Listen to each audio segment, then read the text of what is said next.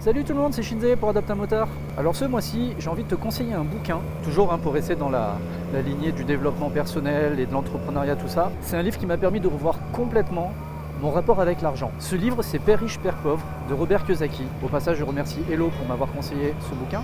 C'est en fait le retour d'expérience d'un entrepreneur, homme d'affaires, je sais pas comment on peut le qualifier, qui t'explique en fait qu'on ne sait pas gérer notre argent. On n'a aucune intelligence financière, quelque chose qu'on devrait même nous enseigner à l'école s'il le faut. En fait, ça te permet de comprendre, en gros, comment pensent les personnes riches et comment pensent les personnes pauvres et leur rapport à l'argent. Dans les grandes lignes, une personne pauvre investit malheureusement son argent dans ce qu'on appelle des passifs. Un passif, c'est quelque chose qui te coûte de l'argent mais qui ne t'en rapporte pas. Alors qu'au contraire, une personne riche investit dans un actif. Par exemple, une personne pauvre va investir par exemple dans une voiture ou dans une télé.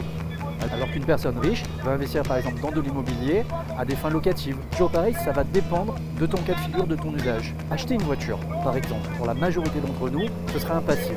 Parce qu'une voiture, c'est quelque chose qui nous coûte de l'argent mais qui ne nous en rapporte pas. Si à l'inverse, ton objectif, c'est d'être chauffeur de taxi ou pilote de Uber, là pour le coup, acheter une voiture, ça devient un actif. Ou par exemple, acheter une maison, pour la majorité d'entre nous, c'est acheter un actif, parce que les gens se disent « Ah ouais, mais je paye plus de loyer ».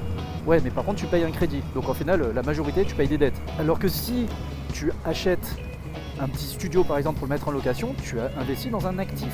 Voilà, c'est principalement... Donc là, je te fais une version hyper raccourcie. Ceux qui ont lu savent que c'est beaucoup plus vaste que ça. Mais la version courte, elle est là. Et surtout, pour faire un lien avec une précédente vidéo, où je te parlais de Cooper, le premier actif dans lequel tu dois investir, c'est toi-même. Parce qu'au final, qu'est-ce que c'est qui te rapporte de l'argent? Au final, c'est toi-même, c'est toi, c'est tes compétences.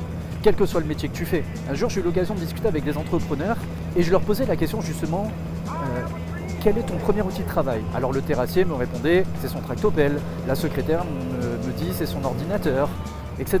En fait, non, sans toi, ton tractopelle ou ton ordinateur, il ne fonctionne pas. Il ne va pas bouger tout seul. Donc c'est toi ton premier actif. Donc il faut investir en toi. Je sais plus si c'est pas Churchill ou Abraham Lincoln, enfin je sais plus qui disait un truc du genre, si vous pensez que l'éducation coûte cher, essayez l'ignorance. Est-ce que vous vous êtes déjà posé la question, qu'est-ce qui me coûte le plus d'argent par mois? Quelle est ma plus grosse source de perte financière mensuelle? La plupart diront le loyer, certains diront les impôts, certains diront la bouffe.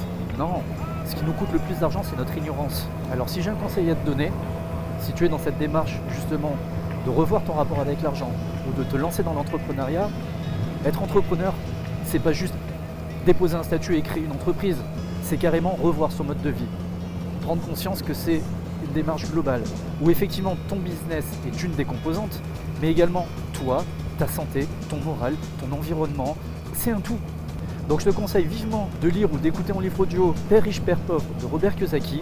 Si tu ne l'as pas encore fait, de te prendre un abonnement sur Cooper ou à minima d'essayer la version gratuite.